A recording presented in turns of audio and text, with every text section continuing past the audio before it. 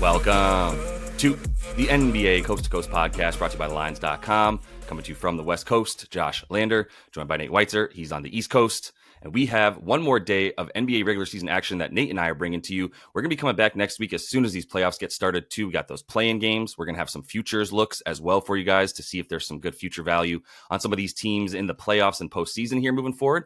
Definitely want to make sure you are subscribed to that page so you can continue to follow along with us throughout this postseason and watch those player prop videos that we have up as well. We're bringing those alongside these best bets each and every weekday moving forward. Maybe some weekend videos out there, too, with some pretty good playoff slates, obviously. Also want you to head to the Lines.com and use everything we have up there right now to help you with all these NBA best bets that you are making moving forward. Nate, let's go ahead and get into your first best bet of this last regular season video for us.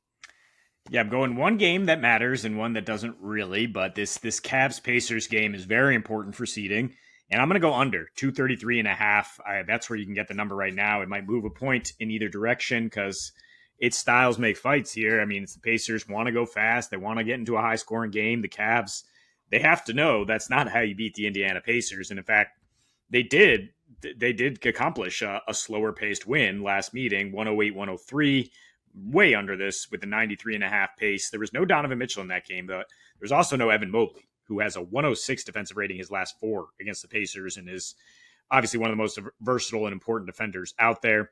Even without Mobley, they held Indy to 9 for 38 from three. And their last five, they've held Indy to 11 for 32 from three, which is 34%, which would be fourth in the NBA post All-Star break. Now, I mean, the Cavs, their defense has not been good against everybody else. They have been clearly lapsing in terms of like concentration. I mean, they let the Memphis Grizzlies go off in the first half in their last game.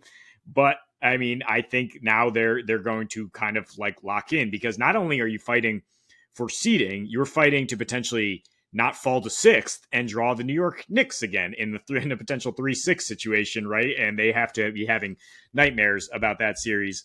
Last year, they're going to have a better shot against anybody else. So, I mean, their defense, I was banking on that getting right against Memphis. It did in the second half, at least, after it's some lapses. And while, I mean, their defense has been struggling, so is the offense. I mean, with Donovan Mitchell just not even close to full strength. And the big thing here is without Donnie creating offense on his own, they've been heavily assist dependent. They have the number one assist to field goal ratio post All-Star break versus league average pre All-Star break. And Indy is number two limiting assists per game on the road since the All-Star break. Also number three limiting three-pointers and attempts. And then if you get into a close game, which I certainly expect given the stakes here, in the fourth quarter at home, the Cavs are playing at an 88 pace. That is slowest in the league by far. They are also fifth in net rating, so they are dictating their style and playing that slow, grinded out style. And the Pacers, when they're sixth in pace, it's still only a 96 pace, and they're depending on assists down the stretch. I mean, they depend on assists all the time. The Cavs have been good limiting that lately, and I just think that they will bring their A game defensively here. Hopefully. I mean, yeah, you're starting to believe in that Cavs defense a lot more than I think maybe I am and have been as of late.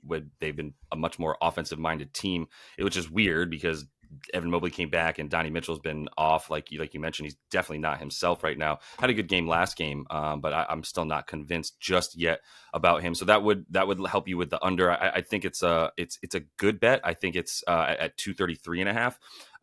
My fear would simply just be obviously normal stuff. Indiana taking it to him, but on the road as well for Indy. I think you're in a better spot here with Cleveland trying to keep this under as the best way for them to win. So that's what I agree with is the game theory and the game plan for this Cavs team, much more than the Pacers, obviously. But for my first game here, I'm going with an over in this Pellies and Dubs game. And I do like the Dubs. They've gotten bet up. I believe they're mostly 5 or -4.5 right now. So I think the over is a bit safer.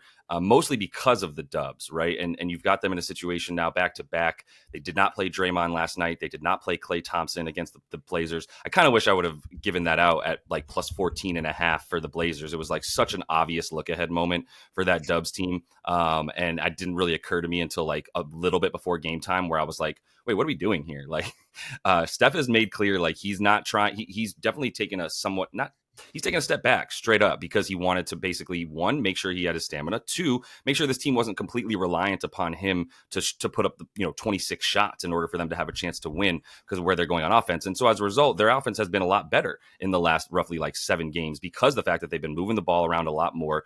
Their offensive rating has jumped back up, whereas they were relying on their defense when they went on that East Coast trip and were playing teams like Miami and Orlando. Now they're back out west, and they're facing teams that are playing a little bit faster and playing a little bit more offense, and that's what they've shown as well. On no rest for this Warriors team, they're putting up 120 a game, 119.9 to be completely exact, and giving up 114. So they're looking at some pretty nice overs there consistently on no rest. 9-7 to the over overall, but covering that total by about 4.5 points each time. So comfortably over on their totals. And 10-5 against the spread as well, which is like the third best cover percentage in the league on no rest this season, which not something you would have necessarily predicted for this team. And they have played their young guys a bit more, but now we're going to be seeing Draymond and Clay, right? Now that's why they rested against Portland, was to give them the ability to play 32 to 35 minutes in this game against the Pellies. And when those dudes are in, you're talking about a bit more pace as well. 99 pace, because you've got, even if Chris Paul's on the floor, he's on the floor with Draymond and Steph and Clay, not just with he and like TJD and B-Pod or something like that, right? Where they're playing at like a 90 pace versus when these starters are in for the most of the game and they're playing at about 100 pace, a little bit over that. So if you look at the two matchups between these two teams, not one without BI, and that's where Golden State blew them out. Then when BI came back, New Orleans blew them out, and now we're going back to no BI and pretty much the exact same situation and lineups that we had the last time these teams played with BI out, and this Golden State Warriors team won by a large margin there, right? And each time these games have gone over because one team gets above 130. In fact, the Pellies scored 140 on this ragged band of Warriors players that they were actually going up against in their last one. For Golden State, I think a big part of them winning this game is going to be their defensive field goal percentage around the rim, and in the reason I like the over, though, is their ability to shoot and that Pelicans defense giving up a lot of open threes as of late, especially above the break. And if there is a team in the history of the NBA you do not want to allow above the break threes to, it is this Golden State Warriors team. On the season, the Pellies had been really, really good at defending that, and they're a little bit more hurt than they were, obviously, and they're relying on CJ even more, which is a detriment to their defense for sure. But he's been absolutely crushing it with his above the break stuff, as well as his mid range and getting into that floater range as well. And those are the two best spots to be able to score against this Dubs team, in that little in the paint, but not in the restricted area, right? Extended paint area. And then in that mid range where I think he'll be good to go. Spot up shooters have had some success against Golden State as well. And yeah, I mean, Zion is a different beast coming at the rim against you than maybe some of the other forwards that this Warriors team has been pretty good at limiting rim and paint touches to. That's not going to be the case with Zion. I mean, even if they collapse on him, which I don't expect them to do, because they really do play tougher defense out on the perimeter and then give you a little bit more down low because they don't expect you to be able to get there with their really good wing defense and like I said, defense around that area. So I think Zion will be have some success getting to the rim and will be doing it quite frequently. And that will at least help us get to this over on their side, as well as the fouls. That's the big thing, is if a team gets to the free throw line a lot and attacks the rim like this Pelicans team will do, and you're playing this Dubs team, I expect you to get to the free throw line a good amount and slow down this game and keep those points increased. Yeah, I mean, I just like the Dubs here. I think I would take their team total before the over. It's only 112.5. And Pelicans obviously had a real game last night at Sacramento. Trey Murphy played 45 minutes. CJ played 40. Zion hurt his wrist, right, and played through it. Like, who knows how effective he'll be. But the Warriors, I mean, if they're going to drop 134 on the Lakers in a big game that we thought they didn't necessarily need, and now, I mean, they did need it because now they're jockeying ahead and they're going to keep building momentum. One of the hottest teams in the league right now. So I think with the rest advantage here, based on that, I mean, the last two times these teams have met, the team with better rest has just absolutely run away and dropped a huge total here. So whether it's -4 or team total, I'd be on the Warriors for sure. Probably drags this over the game total though as well. I am just going team total here in OKC because the Milwaukee Bucks might throw out their JV squad, their freshman squad, perhaps. I mean, they got to play either Bobby Portis or Brook Lopez, otherwise they have no center. But assumedly, at least one is sitting. We know there's no Giannis, so I'll go Thunder to score 120 at home because these Thunder do not play around when you throw a junk lineup at them, as we literally just saw with the Spurs. When they don't play Wemby, they are just an absolute joke. And the Thunder drop about 70 in the first half. They were happy to play at a 119 pace in the first half on a back-to-back. And this Thunder team was just like, sure. Their last 7 against what I would qualify as tankers, averaging 123 a game. Last 6 against tankers at home, 128 a game. Absolutely crushing people, including sometimes on short rest. And I mean, yeah, this Buck squad, it is a tanker. If your starting lineup is maybe Campaign, Pat Bev, Beasley, Crowder, I don't even know if they have a center if they rest all these guys listed. We know Dame's doubtful. Middleton is going to be managed. I wanted the over for this game. It's only 223, but I can't trust Yeah. the Bucks to score. Right? I just don't know. I mean, they could find ways to get there, but their defense is just going to be a disaster. And Danilo Gallinari will get some minutes here Yep. against a fast OKC team that's just going to absolutely use him as a traffic cone. You like the OKC bench so much more, right? If this is a blowout quickly, like we saw with Shea only playing 26 minutes last time, then we get guys who can still get buckets. I mean, we're seeing Trey Mann light it up. He couldn't even crack the rotation on this team. Without Giannis, the Bucks defensive rating is 121.5 this year. They allow 117 a game. They allow 118. They're 3 without Brolo. This will be the first time, assuming Brolo does rest, because the Bucks are just looking for this game against the Magic to lock up their seeding. They haven't both missed a game together, and this drop defense they play, where one of those guys has to be at the back line, it's probably going to be a defensive disaster without them. OKC still very much playing for something, right? Tied for number 2, and probably really wants that 2 because they've had some tough games against NOLA. They've pretty much clowned the Phoenix Suns, 3-0 this year. And if you get the 2, that's who you're probably getting out of the play-in at this stage. But in any case, I mean, like I said, they just don't care if you throw a joke at them. They will absolutely just take care of business. There are no lapses from this team.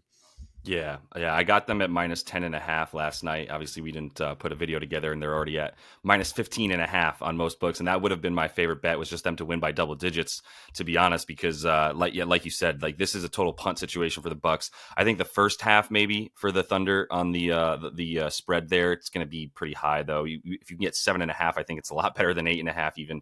But yeah, there's a couple ways to play this, and I do think it's mostly just bet on this Thunder team, man. It's really that simple. I think there's going to be some threes coming into play here as well, like you were mentioning, with that drop defense coming in and even fewer guys there. So, I mean, how crazy is it that Micic and Trey Mann are as good as they are, and they couldn't even find minutes on this team? That's what happens when you have 27 first round picks over the course of 7 years, right? You're gonna have some pretty deep teams, and yeah, whenever it gets into the situation where we expect some bench play from this Thunder squad, then we're still good with overs because we've still got legitimate NBA players on their bench that can run. So yeah, they'll keep it fast. I think the points are good here, especially for them. And I don't trust the Bucks to come along at all. So I don't even really trust the over in the game. Like you said, everything's just gotten out of hand with the lines all over the place for this one. But let me close it out here.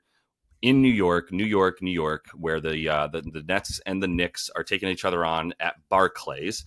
So I guess a home game for the Nets. But I'm going to take this Knicks over 110.5 team total here, and that's dwindling because it's actually gone up a bit as well to 111.5 on a lot of books. But you can't get the to game's at 110. MSG though, by the way. Oh, is it? Yeah. Oh, okay, great. My bad. There's been some weird stuff lately. I'm telling you. I know I sound like I'm making excuses, but like sometimes Action Network will have this team listed incorrectly. Some of these data, whatever. Point being, it's in New York, and it was going to be a home game for the Knicks anyway. That was the joke I was trying to pull off. It failed.